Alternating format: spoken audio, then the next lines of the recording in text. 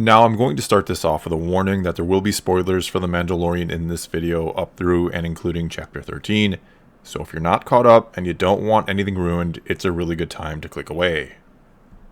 Okay, so to get right into it now, I think one of the more humorous moments in the sequel trilogy, maybe the funniest and most quotable actually, came in The Force Awakens when Han questions Finn about how he knows how to lower the shields of Starkiller Base if he's just a janitor, and Finn admits he doesn't know, he only came to save Rey, and that they'll use the Force, to which Han replies, "That's not how the Force works."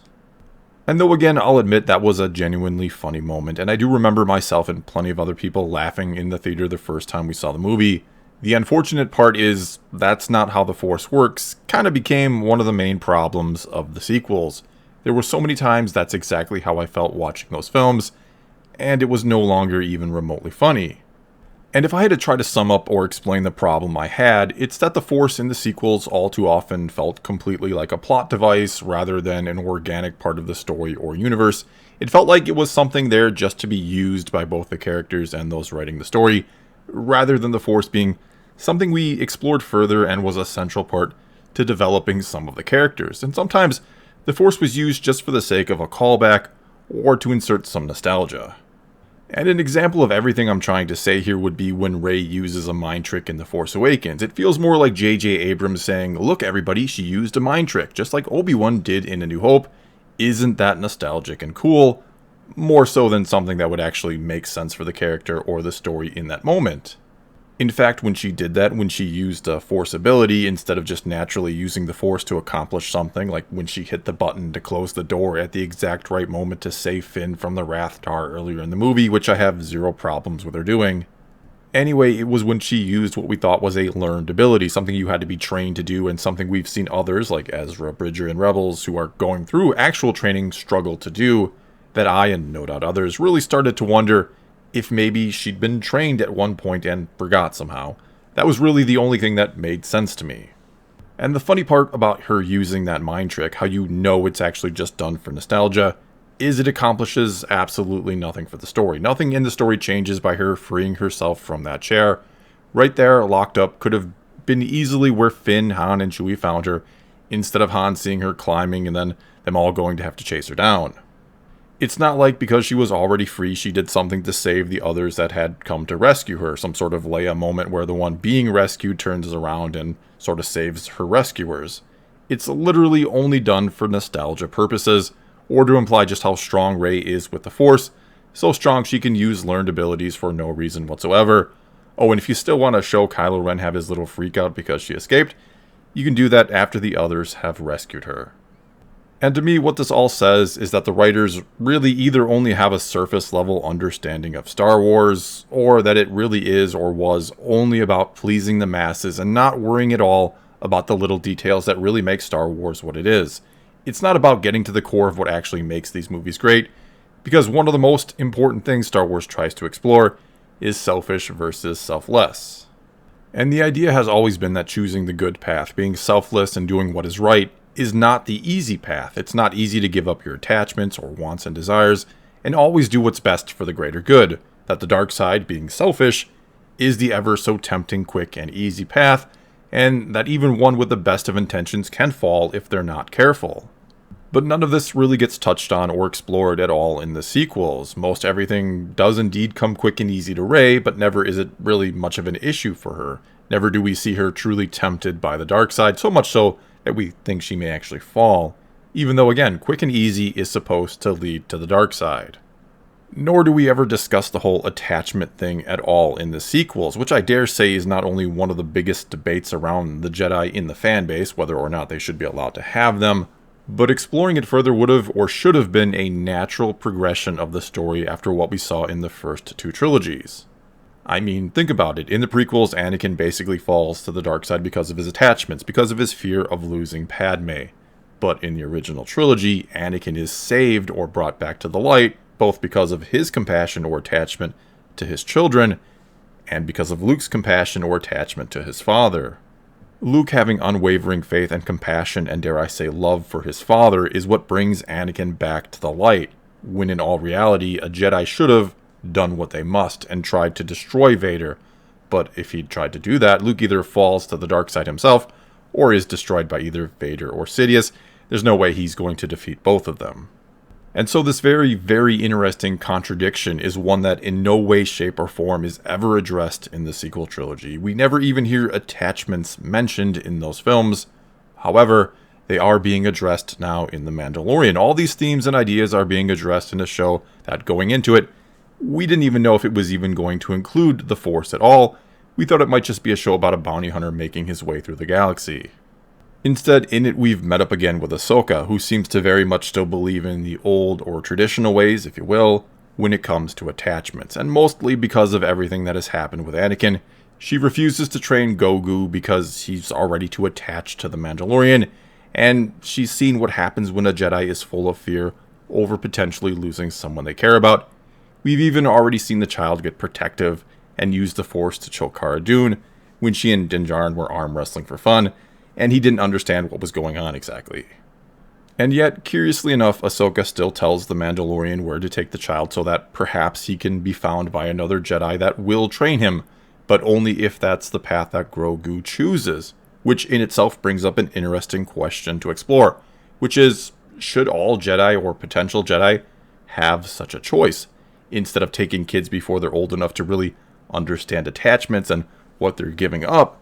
Should they be allowed to form them and then decide if they can or want to give them up and live the life of a Jedi? Should that even be how Luke approaches his new Jedi Order? Or maybe should Jedi even be trained how to have or deal with attachments? Should they not be forbidden at all? Again, these are all great questions after what we saw out of the first two trilogies, with how Anakin fell and then was saved. Questions that the sequel trilogy doesn't even remotely touch on, but The Mandalorian now is.